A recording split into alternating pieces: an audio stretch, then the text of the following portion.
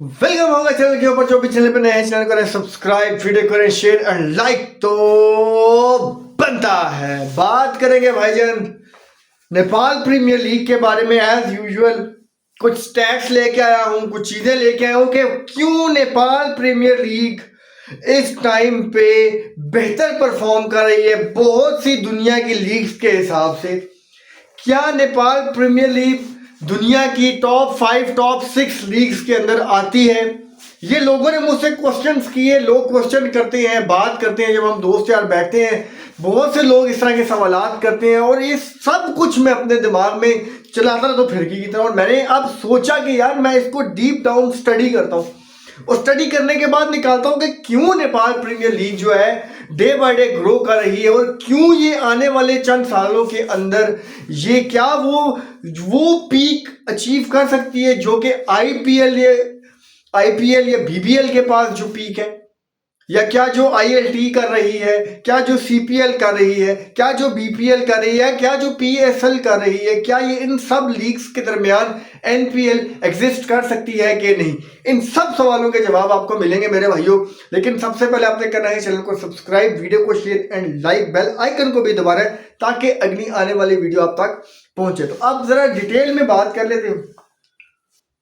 देखिए, सबसे पहले तो हम स्टार्ट करते हैं नेपाल प्रीमियर लीग से कि नेपाल प्रीमियर लीग की जो वर्थ है इस टाइम पे मेरे भाइयों +1000 करोड़, 1000 करोड़ से ऊपर उसकी वर्थ इस टाइम पे चल रही है।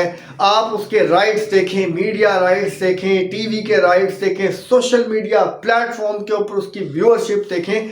तो अगर व्यूअरशिप की मैं बात करता हूं तो वाकई व्यूअरशिप के हिसाब से एनपीएल जो है नंबर 3 नंबर 4 के ऊपर फिनिश कर रही है, जस्ट बिहाइंड आईपीएल, पीएसएल, ठीक है, और सीपीएल के बाद जो है आपकी एनपीएल। बीपीएल से ज्यादा व्यूअरशिप एनपीएल की है, बीपीएल से ज्यादा व्यूअरशिप है और बीपीएल इतने सालों से हो रही है लेकिन बीपीएल से ज्यादा व्यूअरशिप है एनपीएल की। एक पॉइंट तो मैंने आपको ये बता दिया, ठीक है। दूसरा पॉइंट मैं आपको बता दूं कि जो मैंने वर्थ की बात की तो नेपाल प्रीमियर लीग भाईजान उसकी वर्थ जो 1000 करोड़ की है। अब आईपीएल की अगर बात करें तो भाईजान 10,000 करोड़ है, मतलब 5000 करोड़ बहुत बड़ी रकम होती है, बहुत बड़ी रकम होती है। और पीएसएल की बात करेंगे तो वो भी कम है, 3000 करोड़ पे उसकी नेट वर्थ जो बनती है, जो उसकी सारी की सारी इंडोर्समेंट से जितने भी पैसे निकलते हैं वो 3000 करोड़, 10,000 करोड़, 3000 करोड़, 1000 करोड़। फिर बीच में बिग बैश लीग हो गई। बिग बैश, देखिए बिग बैश का भी नाम है, सीपीएल भी है, लेकिन हम खाली एनपीएल, पीएसएल और आईपीएल की बात कर रहे हैं यहाँ पे, क्योंकि देखिए हमारा एशिया की और बीपीएल की बात करें, एशियन लीग से हमने इन्हीं को प्रमोट करना है, हमने इन्हीं के बारे में बात करनी है, ठीक है, हमारे लिए यही चीज बेहतर है। अब ये मैंने आपको बता दिया। फैंस इंगेजमेंट की अगर बात करूं तो मोर देन 60 मिलियन व्यूज सिर्फ और सिर्फ यूट्यूब, फेसबुक जैसे प्लेटफॉर्म से एनपीएल को मिले। More than BPL, more than CPL, more than big bash league.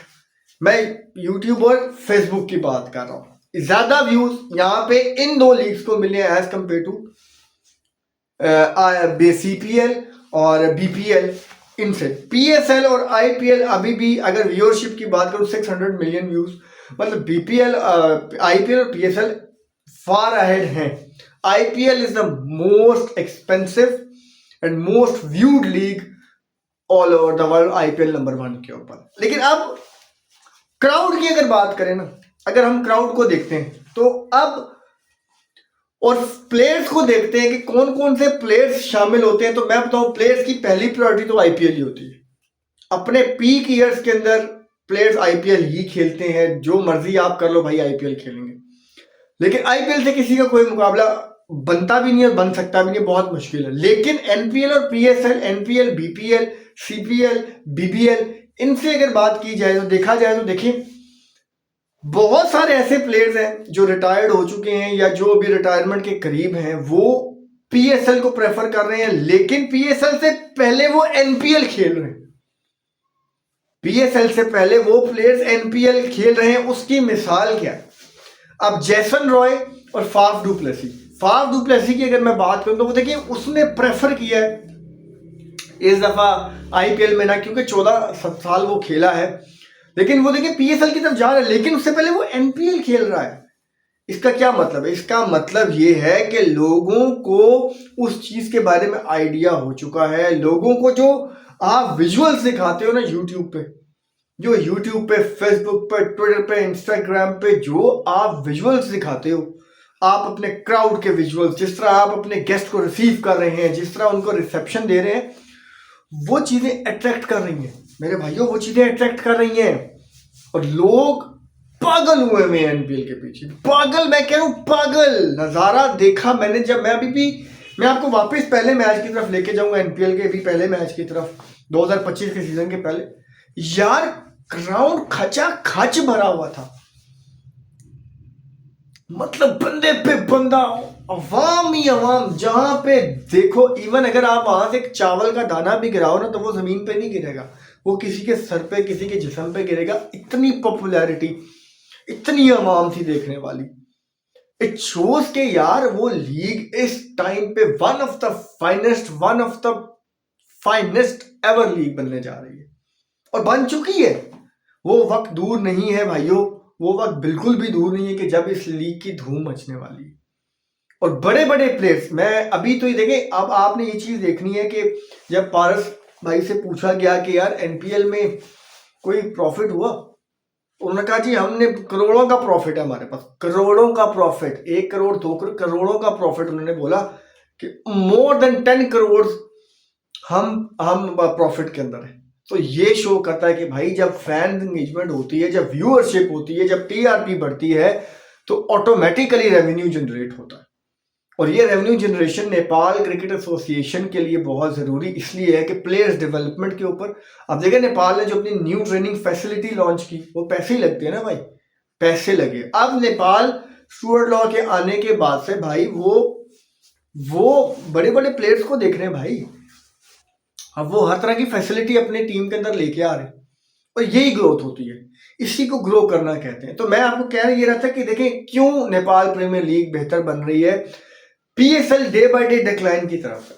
उसका रीजन ये है कि यार क्राउड की एंगेजमेंट, फैंस एंगेजमेंट नहीं है, फैंस नहीं आ रहे। अगर आप पीएसएल के ग्राउंड्स देखते, कराची का ग्राउंड देखते अभी पीएसएल के अंदर, और अभी ये टीयू क्रिकेट ग्राउंड देखें एनपीएल के अंदर, और पहला मैच ही सिर्फ देख लें, उधर ओपनिंग सेरेमनी में कितने लोग थे, यहाँ पे ओपनिंग सेरेमनी कितने लोग थे, तो वो डिफरेंस आपके सामने आ जाएगा। सो कहने का मकसद ये कि NPL is going strong and strong and strong, and its future is very very bright. ये मैं आपको टेक्निकली लॉजिकली आपको बता रहा हूँ, बहुत ज्यादा ब्राइट फ्यूचर है, but the management had to stick with it. आपने स्टिक रहना है अपने प्लान्स के साथ, अपनी मैनेजमेंट के अपने प्लान्स के साथ, अपनी एग्जीक्यूशन के साथ आपको स्टिक रहना पड़ेगा, क्योंकि कंसिस्टेंसी जो होती है वही सक्सेस लेके आती है।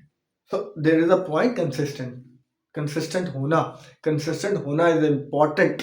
देखिए हार्ड वर्क करना और स्मार्ट वर्क करना दोनों चीजों में फर्क है। तो नेपाल प्रीमियर लीग को या नेपाल क्रिकेट एसोसिएशन को चाहिए कि वो स्मार्ट वर्क करेगा, हार्ड वर्क तो है ही है, स्मार्ट वर्क करे, क्योंकि देखिए अब लीग्स दुनिया के अराउंड 10 12 12 13 14 लीग्स हो गई हैं, उसके बीच में ऐसी विंडो निकालना जिसमें इंटरनेशनल क्रिकेट भी उतनी ना हो रही हो, प्लेयर कोई और लीग ना हो रही हो बड़ी, उसमें प्लेयर्स को अपनी तरफ लेके आना, फिर रेवेन्यू डालना, देखिए पैसा फेंकना पड़ेगा, तमाशा सारी दुनिया देगी। खैर चलो करें सब्सक्राइब, वीडियो करें शेयर एंड लाइक, दुआ में रखें यार, अपना रखें ख्याल।